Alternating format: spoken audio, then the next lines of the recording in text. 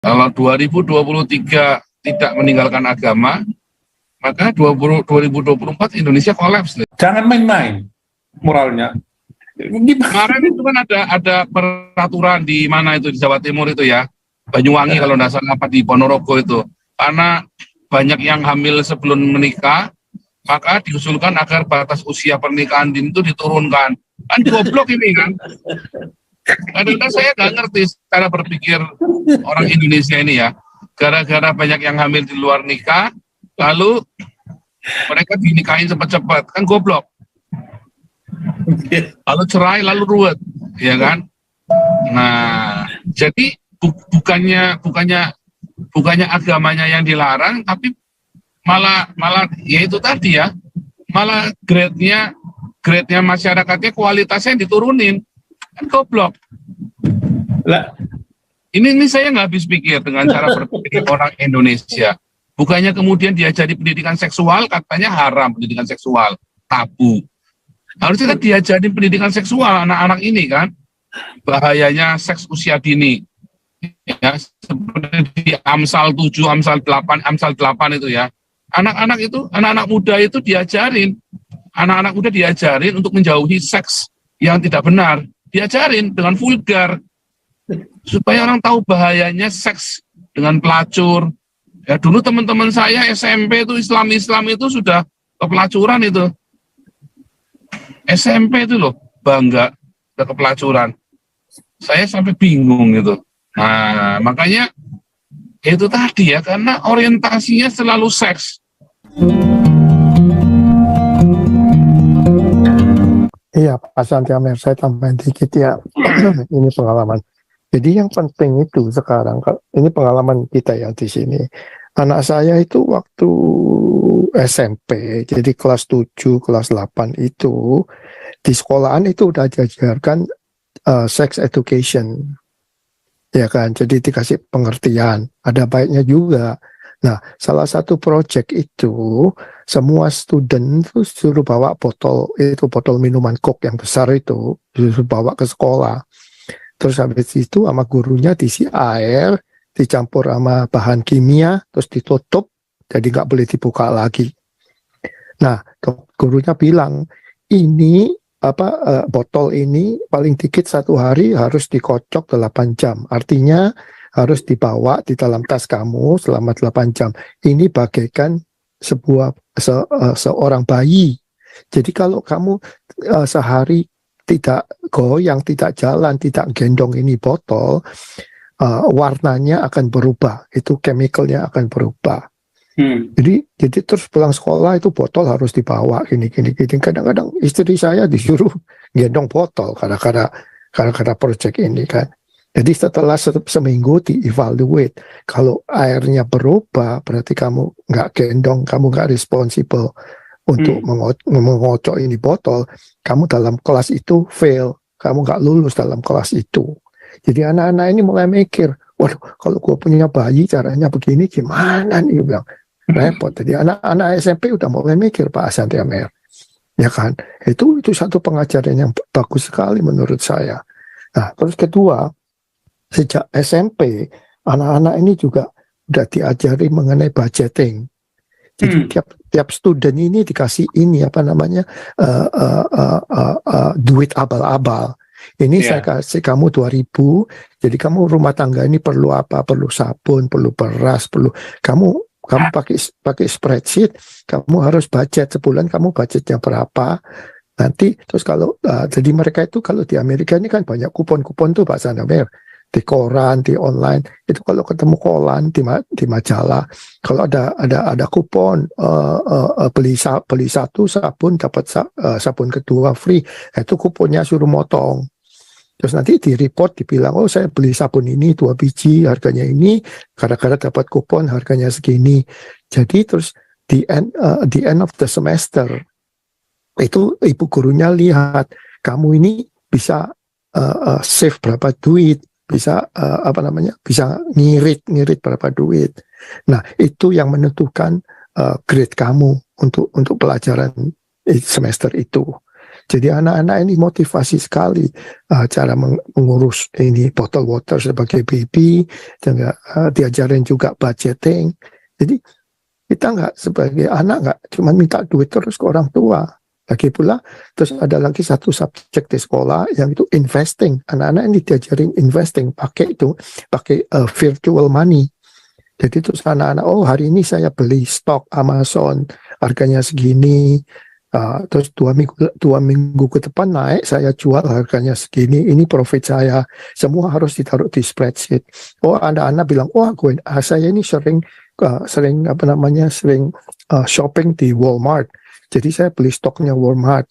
Hari ini, jam ini harganya segini, saya beli 1 share. Terus udah kapan dijual, harga share-nya berapa duit, jadi profitnya berapa duit.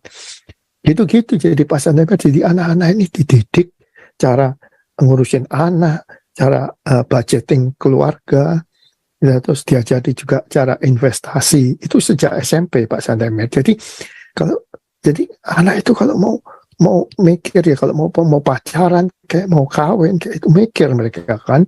Jadi nggak sembarangan aja ngewek-ngewek gitu kanan kiri. Nah, itu salah satu program yang bagus sekali buat. Tapi di Indonesia pelajaran itu saya rasa nggak ada. Ya kan anak Indonesia semua duitnya dari orang tua seenaknya. Ya contoh Nggak soal. laku itu, ajaran itu nggak laku. Iya, jadi contoh soal seperti anaknya tukang pajak ini ya kan, beli Harley, naik Rubicon, duit orang tua, sombong-sombong kan. Kalau udah naik Rubicon, Harley gitu kan, cewek pada datang semua kan, cewek kan material biasa. Jadi udah gitu, terus tahu-tahu kecelakaan, keluar anak 1, keluar anak 2. Yang begini-begini ini yang merusak. Tapi ajaran mereka itu menyarankan untuk cabul, ya repot. Agama mereka itu menyarankan untuk poligami, ya repot. Jadi ya repot. Ya, jadi ya nggak tahu deh Pak Sandemer, solusinya tuh gimana coba. Memang ajaran kan udah jadi ayat-ayat. Jadi ya susah juga dibilang apakah pelajaran yang saya sebutkan tadi itu diajarkan di pesantren, madrasah. I don't think so. Saya nggak percaya, ya kan? Ya itu aja deh masukan dari saya hari ini Pak Sandemer. Thank you. Ya, hampir tidak ada kebaikan di dalam ajaran ini ya. Semua kita kalau mau baik ya harus tinggalkan itu, dipilah-pilah itu ya kan. Dan kalau mau baik itu saja bisa habis itu ayat itu. Dan pula istrimu sampai ayat yang suruh cabul itu kan. Cabul adalah ibadah. Jadi memang agama ini memang Islam itu tadi. Kemarin kan kita ada bikin acara kan, bikin SOM juga kan. Kalau 2023 tidak meninggalkan agama, maka 2024 Indonesia kolaps. Kalau 2023 tidak meninggalkan agama, maka 2024 Indonesia kolaps gitu. Ya. Enggak, kalau agak susah Pak Paul. Jadi bisanya apa? Ini sebagai bahasa Inggrisnya itu cult ya, cult. Saat. Ya. Nah, jadi kan di Undang-Undang Dasar atau di KUHP mungkin udah ada larangan ajaran sesat. Soalnya memang ajaran sesat. Masa sekarang kita ini bertamu ke rumah orang terus lihat istrinya yang punya rumah seksi, itu istri itu harus menyusui tamu itu, suruh kasih nenennya. Ya kan ajaran banyak apa ini?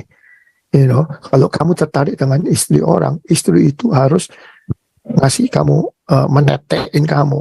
Aduh, caranya gini. Itu kan adalah salah satu ajaran mereka begitu. Jadi ya, ajaran setan inilah.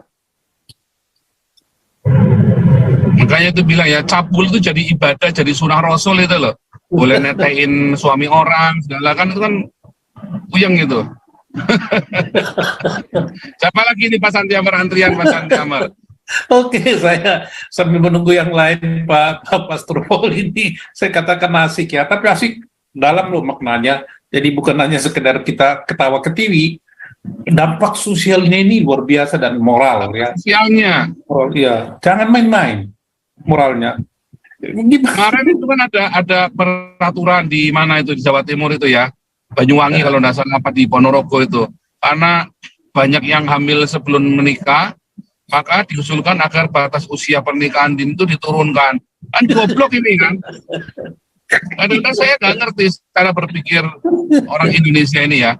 Gara-gara banyak yang hamil di luar nikah, lalu mereka dinikahin cepat-cepat, kan goblok. Lalu cerai, lalu ruwet, ya kan? Nah, jadi bukannya yang dilarang, tapi malah ya itu tadi ya, malah grade-nya masyarakatnya kualitasnya diturunin, kan goblok. Lah, ini saya nggak habis pikir dengan cara berpikir orang Indonesia. Bukannya kemudian diajari pendidikan seksual, katanya haram pendidikan seksual, tabu. Harusnya kan diajarin pendidikan seksual anak-anak ini kan, bahayanya seks usia dini.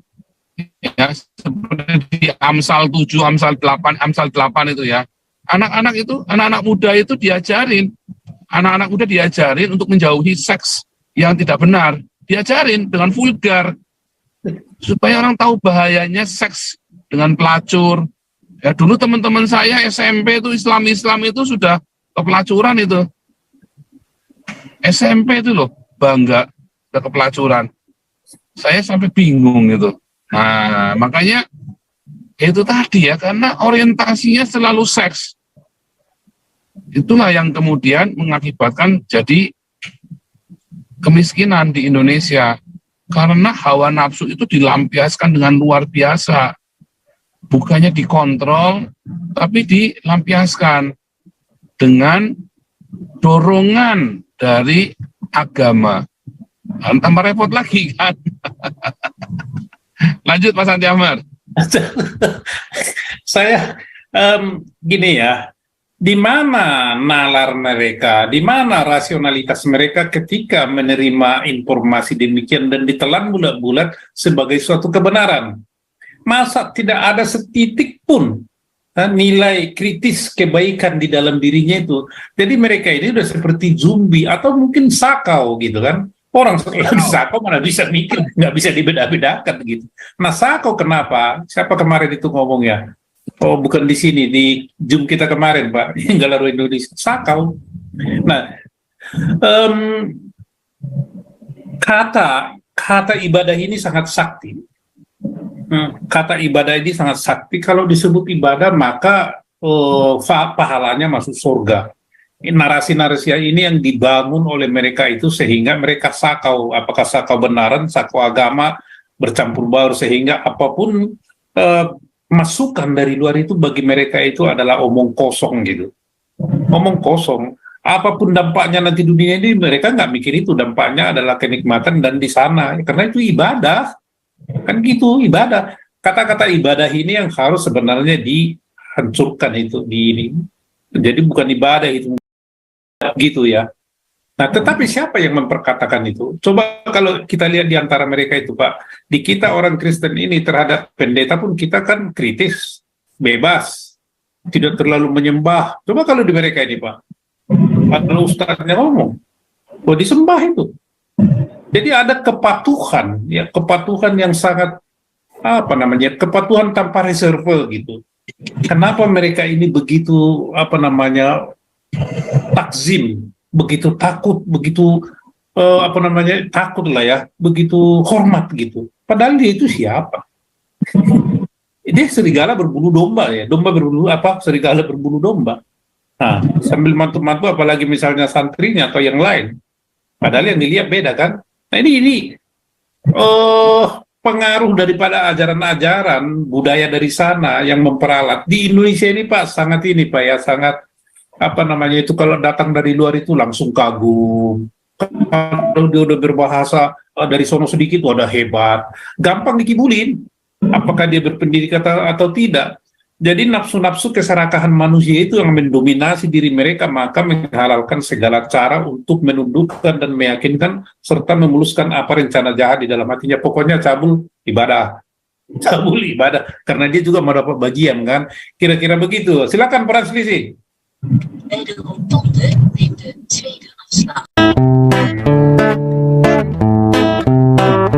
Kau bilang kau menang debat, lawan domba yang sesat. Kau bilang banyak yang tobat.